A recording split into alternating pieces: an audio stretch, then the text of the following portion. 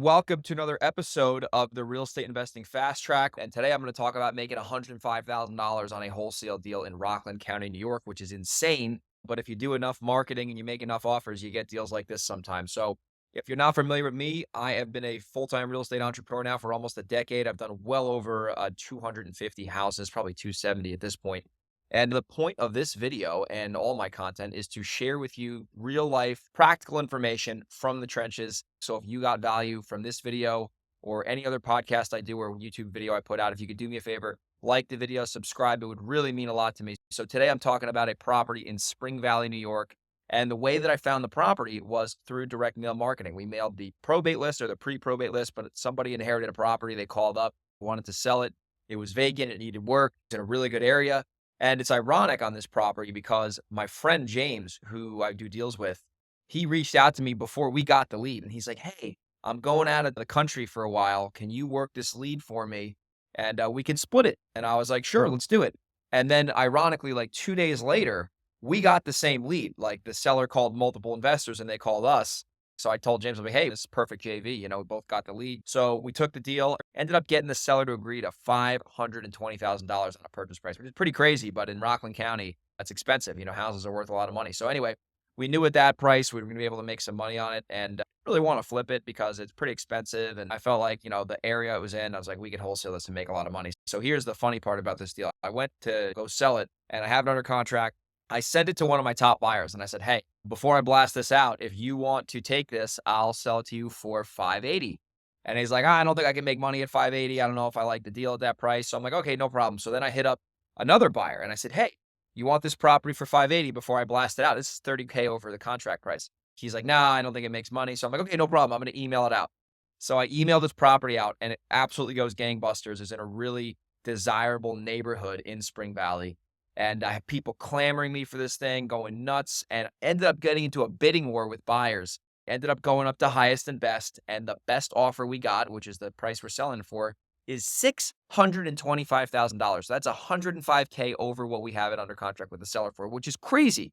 So the first thing that went into my mind was, why the hell would I ever text a buyer privately before I put it out to the buyer's list? Because if I sold it to my buddy for 30K over, I would have left like 70 something thousand dollars on the table. Anyway, found a buyer who really wants to own property in that area. The way we're structuring this is it's a double close, right? So we're not assigning this contract for, the 105K. We're actually buying the house from the seller and then we're reselling it the same day to the buyer. So incredible deal, incredible numbers. That's a home run wholesale deal if you ask me. And while we were doing this deal though, there were some kinks in the hose. So the first thing that was a problem was the title was screwed up. Property was in a life estate, which is like basically saying that somebody who is currently alive is entitled to the property. The thing was vacant, and the person who was entitled to living there lived in Illinois. So we had to get them to extinguish their life estate rights because that's a technicality on title. And it took like months to do this. The dude was a giant pain in the ass, like one of the most frustrating people I've ever seen. And then we ended up getting that over to the title company, and the title company was like, "I don't think we can insure this." And I was super frustrating. And I'm like, man, normally I'd be like, it's a 10K deal, like forget about it. But this is 100 something thousand. Like we can't let that go, obviously. So we finally got another title company to insure the property. And now it's all going to work out. But man, here's some lessons I learned on this deal. Number one, work with your competition, right? I was aware of this lead before our company ended up getting this lead. So James, my friend, was like, "Hey, can you work this lead?" And then ironically, 2 days later, that same lead called us is because they also called James. So work with your competition, JV with them. You can make a lot more money together versus against each other. Number two, don't undersell your properties. It's 2024. It's a tough market. Hard to buy houses from sellers. Buyers are a little bit more picky. Don't undersell your stuff. Put it out to the masses. Blast out this deal. If I didn't put this deal out to my email list, I literally would have left $70,000 on the table, especially when it's in an area that's super desirable like Spring Valley, New York. So you gotta be able to get the property in front of the most amount of buyers because all you need is one buyer to pay a crazy price. And that's the difference between making 30,000 and making 105,000. So don't undersell your properties. Lesson number three, get the buyer, if you're wholesaling a house, to be willing to use your title company if you think it's going to be a pain in the ass to close the deal. We used the buyer's title company because we were technically double closing, and that caused a bunch of BS and unnecessary time that was wasted. So in this situation, my lesson I'm getting now is if we're wholesaling a house and we're in full control of it, one of the requirements of the buyer is they got to use our title company that we're already working with on the file.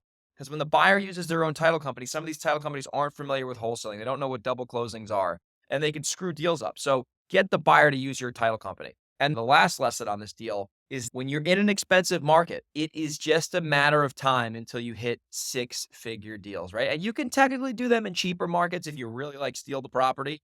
But if you're in an area like Rockland County or Seattle or Southern California, you can make six-figure wholesale deals every once in a while because of the purchase price and how expensive stuff is. So if you take enough swings at the plate, eventually you're going to hit a home run. This is my first six-figure wholesale deal. I've done bigger wholesale deals and I've done six-figure rehabs many times, but this is my first six-figure double close assignment situation. Another thing too, the person I'm partnering with is newer than me in the business. So if you're a new investor or a newer investor, or you just don't have as much experience as someone who's been in the game for a decade, partner up with them because there's a pretty good chance you're going to make more money splitting the deal with the advanced person versus what you'd make on your own. So there's a lot of value in that.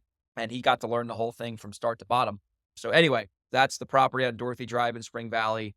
If you're in the Hudson Valley and you're in Rockland County, Orange County, Dutchess, Westchester, wherever, Delaware, Seattle, Reno, or San Diego, if you're in any of those areas I just mentioned and you have a house you want to sell to me, I will buy it if the numbers make sense. Or if you want to wholesale it with me and JV it, send me an email, greg@velocityhousebuyers.com, or you can just Instagram DM me at grego_37. I'll see you on the next REI deal breakdown. Take care.